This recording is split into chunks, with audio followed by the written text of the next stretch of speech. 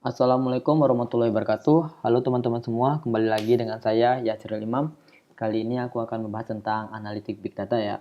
Jadi di video sebelumnya aku telah membahas tentang pengenalan big data, mungkin tidak secara spesifik ya, karena aku baru belajar sekitar 2 hari. Dan di video yang sekarang ini aku akan langsung implementasikan melalui codingan menggunakan bahasa pengetahuan Python. Dan aku menggunakan tool dari Anaconda yaitu Jupyter Notebook, dan kalian juga bisa menggunakan Spider, Jupyter Lab, dan kalau kalian males download atau install, kalian bisa menggunakan Google Colab ya. Jadi di video sebelumnya kan sudah berkenalan tentang big data. Nah, jadi sekarang kita langsung ya. Dan buat teman-teman, aku saranin kalian tuh bisa ngikutin aku. Jangan asal ngambil dari GitHubku ya, asal clone. Ya, mungkin aku bakalan push ke GitHub dan open source ya, nggak private, ya sifatnya public. Tapi alangkah baiknya teman-teman ikutin ya.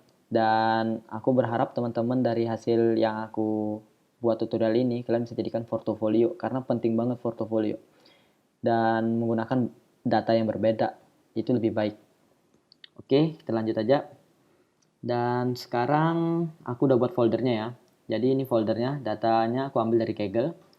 Jadi aku lihatkan teman-teman dulu. Jadi size datanya itu sebanyak 189 MB. Jadi ini bisa disebut dengan big data ya, atau kumpulan data yang banyak. Kumpulan data yang banyak ya. Jadi ini cukup berat banget. Jumlah datanya itu sebanyak 88.000 lebih. Nah, sekarang kita lanjut aja implementasikan di codingan. Oke, kita masuk ke terminal dulu. Jadi di sini aku menggunakan Jupyter Notebook ya untuk ngoding, karena WiFi lagi lemot banget. Pakai Jupyter, pakai Google Colab tuh ya bagus banget sih. Cuman ya itu lemot WiFi-nya. Oke, jadi sebelumnya aku udah ngambil di sini ya datanya dari Kaggle. Dan ini aku sedang ngupload video part pertamanya. Oke, kita buat aja filenya Python 3. Oke, jadi sebelumnya di video tentang pengenalan dasar machine learning aku sudah berbicara tentang Pandas library ya. Jadi teman-teman bisa nonton aja ya di video sebelumnya. Jadi langkah pertama kita komentar dulu. Aku taruh keterangannya biar teman-teman bisa paham. Import library. Jadi di sini aku mengimport Pandas ya. Oke, setelah itu sekarang aku buat nama data frame-nya, taruh aja sini ya big data sama dengan terus ini pd.read csp. Terus ini tuh nama file csp-nya. Jadi tadi namanya tuh employ compensation. Jangan lupa ekstensinya apa? CSP. Dan di sini kita taruh namanya big data. Jangan lupa pakai hit ya, karena aku hanya memanggil secara defaultnya hanya 5 saja. Karena kalau aku nggak pakai fungsi hit, maka data itu banyak banget. Dan aku males banget ngelihatnya. Data sebanyak itu. Oke, kita running. Tunggu ya, karena datanya sangat banyak, jadi memakan waktu agak lama. Oh, ternyata lebih cepet ya. Oke. Nah, jadi ini datanya ya. Datanya itu ada sebanyak 5 row dan 22 kolom atau 22 atribut ya ini. Atributnya lumayan. Nah, jadi teman-teman aku saranin nantinya kalau mau ngikutin banget nggak masalah. Tapi alangkah baiknya menggunakan data yang berbeda. Jadi teman-teman bisa memahami karakteristik data apa sih yang kalian mau analisis dari data tersebut seperti itu. Misalkan di sini. Sini tuh ada kayak ini overtime, ini tuh gaji apa namanya, gaji lembur, ada salaries, ada total salaries, ada pensiun, ada health and dental, ada kesehatan dan gigi, dan apa ini ya, total benefit, dan banyak lagi ya, total kompensasinya juga ada. Nah, jadi aku sudah pelajari tentang data ini ya, kemarin aku pelajari sekitar ya 4-5 jam aku pelajari apa sih yang dimaksud dari data ini. Nah, sekarang kita lanjut aja. Jadi misalkan teman-teman sudah paham. Nah, sekarang kita kan lanjut ini ke analisis. Jadi lebih condong ke visualisasi data ya, lebih ke visualnya gitu loh, biar kita tahu. Nah, sekarang aku sini mau mengimport library juga. Jadi mengimport library Matplot untuk menampilkan visualisasi. Aku tulis saja komentar ya, biar teman-teman paham. Import library visual misalkan. Visualisasi data. Jadi di sini namanya itu matplotlib namanya. Import matplotlib. Bener nggak tulisannya nih? Biasanya aku suka salah. matplotlib.pylot. Ntar aku agak lupa. Kayaknya sini ada P lagi. pyplot as plt. Oke, terus kita ngimport numpy juga ya. Jadi di video tentang pengenal dasar machine learning aku udah jelasin tentang numpy juga, udah pandas juga, teman-teman bisa nonton ya. Jadi di sini aku nggak bakalan jelasin panjang lebar karena memakan waktu juga, ntar jadinya monoton. Oke, setelah aku import ya. Nah, sekarang aku sini mau gimana ya? Kita kan mau memvisualisasikan. Kalian mikir ya logika gimana? Kalau visual tuh butuh bingkai kan, jadi kita mau menentukan ukuran bingkainya. Jadi aku komentar lagi ya. Menentukan ukuran apa ya? Gambar. Oke, atau bingkai. Oke. Setelah itu kita panggil sini dengan fungsi plt figure. Nah, ini untuk menentukan ya. Menentukan ukurannya, baru kita masukkan size-nya berapa. File size sama dengan kalian mau taruh berapa? Misalkan aku mau taruh 12,8.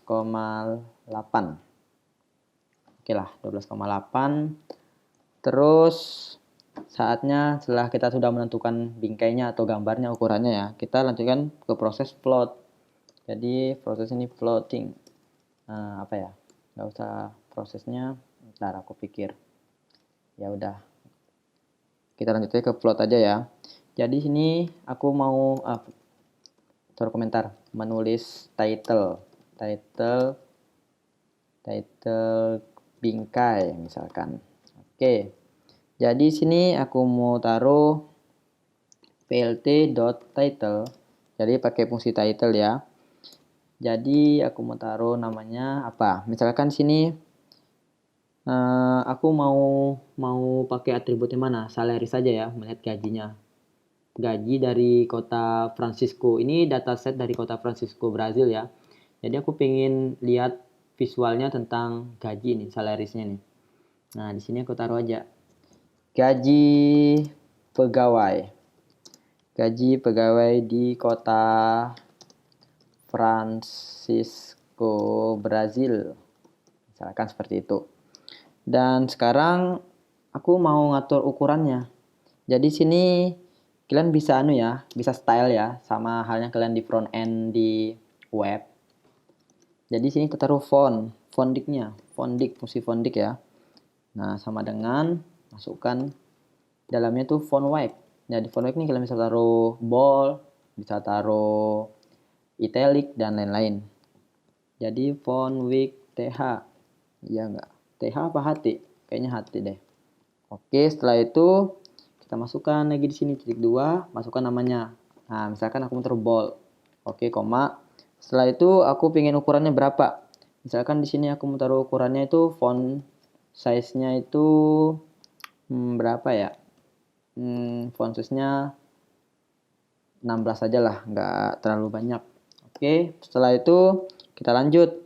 Sekarang kita mau panggil data salarinya ya. Nah, sekarang aku buat sini memanggil atribut salaris.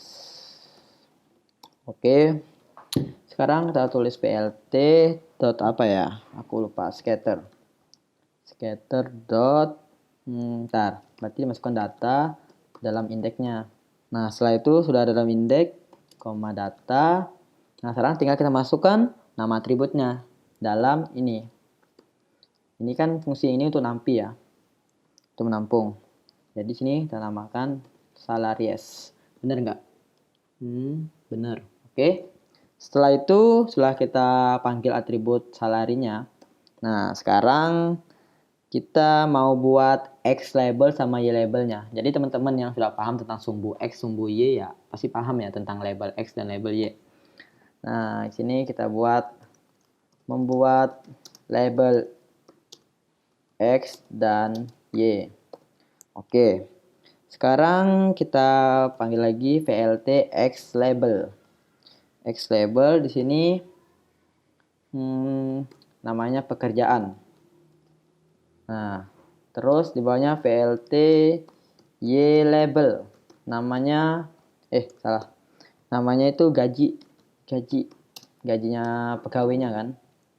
Nah, sekarang sudah sih cukup seperti ini kayaknya, tinggal kita tampilin saja. VLT.show. Oke. Coba ukuran. Invalid syntax bold. Oke, di sini salah ya. Oke, teman-teman, kita cek dulu. Mungkin aku kurang teliti kayaknya. Oke, bentar. Font dict bener. Oh, ini salah. Seharusnya aku tuh pakai bukan semikolon tapi pakai kurung kurawa. Sintaknya oke, salah di sini. Maaf ya, teman-teman. Oke, sudah. Sekarang kita run lagi. Oke, sudah tampil ya. Ini masih error di VLT scatternya. Jadi ini sudah nampil ya bingkainya. Nah, sudah tampil. Nah, sekarang kita cek lagi di VLT scatternya. Apa sih yang buat dia error? Data is not defined. Oke, data is not defined. Oh ya bener, aku salah tulis di sini. Soalnya itu nama atribut yang di atas. Jadi sini tuh big data. Aku biasa tulis data soalnya. Oke. Masih salah ya? Bentar. Oh iya, di sini juga masih data. Big data. Oke. Ini kayaknya agak lama ya teman-teman. Soalnya datanya itu banyak banget, 88.000 bayangin. Oke, sudah muncul. Nah, jadi ini. Jadi inilah bentuk dari visualisasi datanya. Nah, sekarang teman-teman bisa lihat ini pekerjaannya dan ini gajinya. Ini yang sumbu Y dan ini sumbu X-nya. Jadi teman-teman bisa lihat ya. Jadi teman-teman bisa menyimpulkan yang terbanyak tuh di mana. Yang di 5.000 ini ternyata sedikit banget. Apalagi yang di 6.000 lebih ini sedikit banget kan. Lebih banyak di daerah sini. Nah, jadi kurang lebih seperti ini ya. Nah, ini untuk gaji pegawai di Kota Francisco, Brazil. Ini gajinya ya. Nah, sekarang kita mau analisis apa lagi? Kan di atributnya tuh ada banyak kan. Ada kayak salaris, overtime, ini kan lembur overtime, terus gaji lainnya, total gaji, rentimen, pensiunan gitu loh. Dan lain-lain lah, banyak kan. Nah, sekarang kita mau buat tentang apa ya? Gaji lembur lah di overtime ini ya. Oke. Kita buat ya. Sekarang kayaknya kurang lebih sama aja kok cara kerjanya yang gaji lembur ini sama yang di atas tuh sama aja. Tinggal kalian kopas aja sih sebenarnya. Sebenarnya tinggal kopas aja. Cuman kita nggak usah ngopas ya. Baik, kita lanjut aja menulis lagi. Oke, sekarang aku buat lagi ya. Di sini. Jadi aku nggak perlu buat komentar. Soalnya ini sama ya sama di atas. Oke, VLT. Kita atur ukurannya. Mending aku kopas aja deh. Ntar, yang penting kan ini sama aja ya. Sorry teman-teman, aku males. Soalnya sudah jam tengah malam. Nah, jadi sini aku tinggal ganti aja namanya. Nama ininya, atributnya. Jadi kurang lebih teman-teman tinggal ganti aja ya nama atributnya ya. Nah, sekarang tinggal ganti juga ini namanya di sini. Jadi gaji lembur. Gaji pegawai lembur. Gaji pegawai lembur. Oke. Gaji pegawai lembur di Kota Francisco. Oke. Jadi sudah ya. Sini tinggal ganti aja sini gaji lembur. Jadi teman-teman hanya tinggal kopas saja ya. Tapi cek dulu di sini. Ada yang salah apa enggak? Ternyata tidak ada kan? Oke, sekarang kita lanjut aja.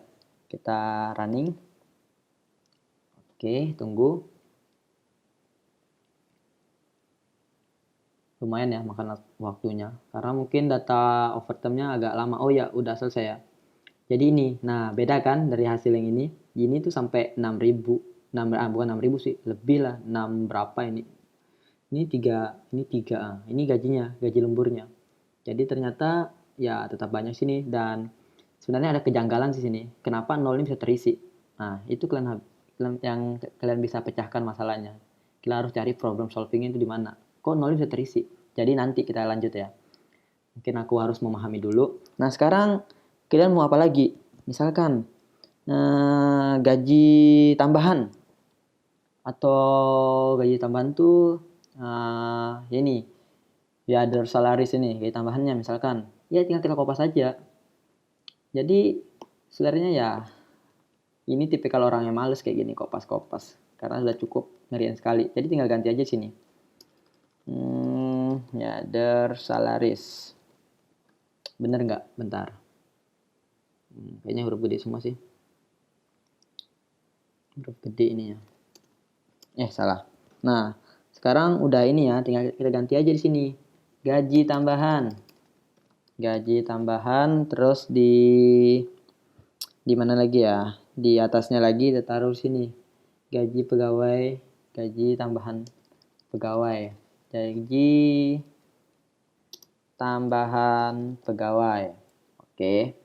Sekarang kita running. Nah, jadi kurang lebih seperti ini ya teman-teman. Sangat mudah banget ya.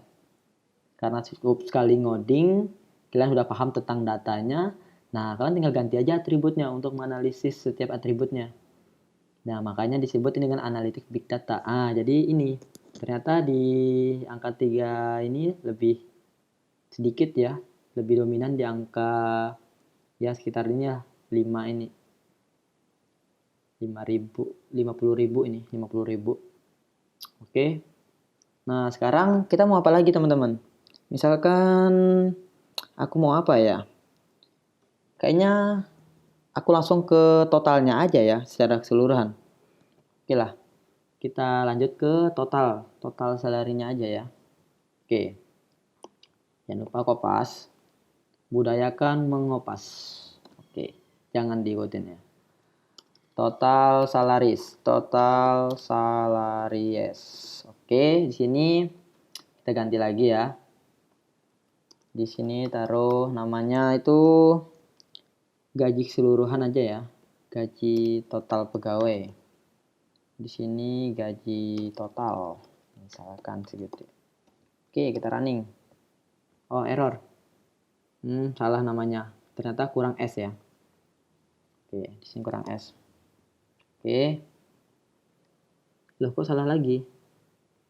Total salaries bener. Ntar aku cek di atributnya itu. Oh, nggak ada S-nya. Salah. Salary. Sorry teman-teman. Oke. Kita tunggu. Lumayan ya waktunya. Oke, ini ya gaji total pegawai di Kota Francisco. Ternyata lebih dominan ya di angka ini. Lebih dominannya daripada di angka yang di atas. Oke. Nah, sekarang kita mau apa lagi teman-teman? Misalkan besar pensiunan aja ya. Jadi pensiunan itu bahasa Inggrisnya tuh ini, rentimen. Mana tadi? Mana. Ini retirement. Oke. Kita kopas lagi. Jangan lupa kopas. Di sini gaji pegawai pensiun. Gaji pegawai pensiunan. Oke, setelah itu kita ganti sini. Aku kopas aja lah daripada ntar salah. Ntar dihujat. Oke. Di sini kita taruh ya. Oke, setelah ini gaji di sini, gaji pensiun. Gaji pensiun. Oke, kita running. Oke, masih loading ya. Oke, ini gaji pensiun. Ternyata gaji pensiunan itu, ini ada minusnya. Ini apa ini? Kok bisa ya ada minus? Jadi kan aneh kan data ini kok ada minus. Jadi data ini masih belum di cleaning. Jadi data ini masih ada noise-nya ya teman-teman. Bisa kita lihat dari ini ya. Nah, nanti kita akan lanjut aja di seri-seri berikutnya. Gimana cara meng-cleaning di big data ini. Oke. Kita lanjut lagi. Mungkin untuk yang ini kita biarin dulu karena kita belajar tentang visualnya aja ya, tentang analisis visualnya dulu. Oke, sekarang aku mau ke apa ya? Kayaknya sebenarnya sudah cukup sih ini teman-teman sudah paham lah maksudnya apa yang aku kerjakan ini. Jadi ntar teman-teman bisa mencoba ya. Penting teman-teman tuh ngerti maksud dari data ini. Kayak salaries, overtime, ya other salaries, total salaries, rentiment, health and dental, ya other benefit, total kompensasinya juga. Jadi teman-teman tinggal ganti aja yang di dalam indeksnya ini. Nah, tinggal teman-teman masukkan aja dalam atributnya ya. Ini tinggal aku kopas-kopas aja sih. Jadi kurang lebih seperti itu ya teman-teman. Mungkin di seri berikutnya aku akan lanjutkan ke tahap apa ya? Mungkin lebih ke anu aja lah, ke data cleaningnya ya. Jadi untuk video seri kedua ini aku tutup sampai di sini saja ya. Mungkin teman-teman bisa mengeksplorasi data ini. Kalau teman-teman alangkah baiknya ya teman-teman menggunakan data yang lain. Jadi sangat mudah banget kan untuk menampilkan visualnya, sangat mudah. Jadi ini visual ini masih secara ya standar banget lah untuk menampilkan. Jadi mungkin nanti teman-teman bisa buat lebih bervariasi, lebih menarik kayak gitu. Jadi aku harap dari tutorial aku ini bisa bermanfaat buat teman-teman semua. Assalamualaikum warahmatullahi wabarakatuh.